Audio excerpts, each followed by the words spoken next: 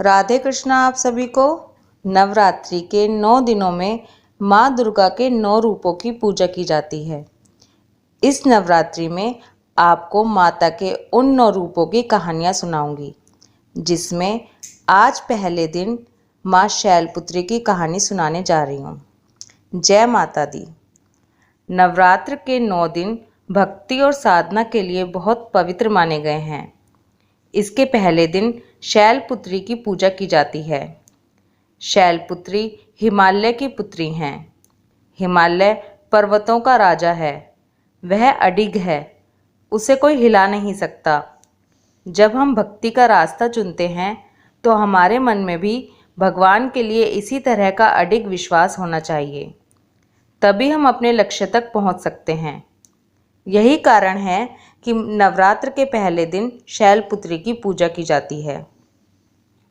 माँ शैलपुत्री सती के नाम से भी जानी जाती हैं। इनकी कहानी इस प्रकार है। एक बार प्रजापति दक्ष ने यज्ञ करवाने का फैसला किया।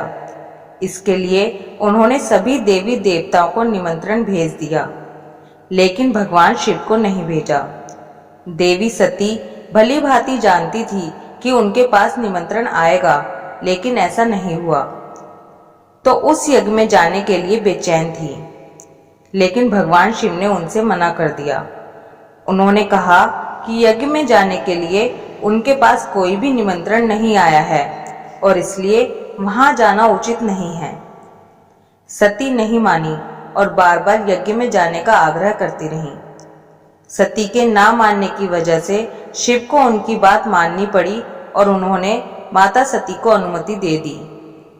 सती जब अपने पिता प्रजापति दक्ष के यहाँ पहुंची तो देखा कि कोई भी उनसे आदर और प्रेम के साथ बातचीत नहीं कर रहा है।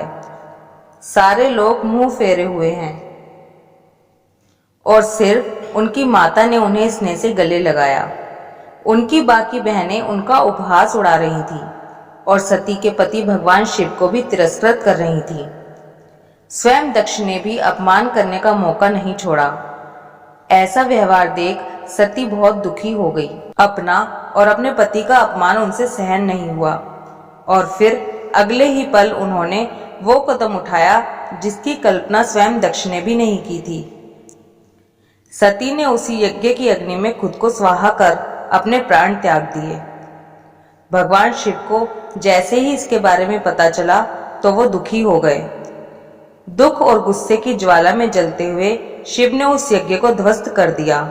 इसी सती ने फिर हिमालय के यहाँ जन्म लिया और वहां जन्म लेने की वजह से इनका नाम शैलपुत्री पड़ा। माँ शैलपुत्री का वास काशी नगरी वाराणसी में माना जाता है। वहां शैलपुत्री का एक बहुत प्राचीन मंदिर है, जिसके बारे में मान्यता है कि यहाँ माँ शैलपुत्री के सिर्फ दर्शन करने से ही भक्तजनों की मुरादें पूरी हो जाती हैं। शैलपुत्री का एक नाम पार्वती भी है। कहा तो यह भी जाता है कि नवरात्र के पहले दिन यानी प्रतिपदा को जो भी भक्त माँ शैलपुत्री के दर्शन करता है, उसके सारे वैवाहिक जीवन के कष्ट दूर हो जाते हैं। चूंकि माँ शैलपुत्री का वाहन वृषभ है, इसलिए उसे वृषारूढ़ा भी कहा जाता है। इनके बाएं हाथ में कमल और दाएं हाथ में त्रिशूल रहता है। बोलो शैलपुत्री माता की जय। जय माता दी।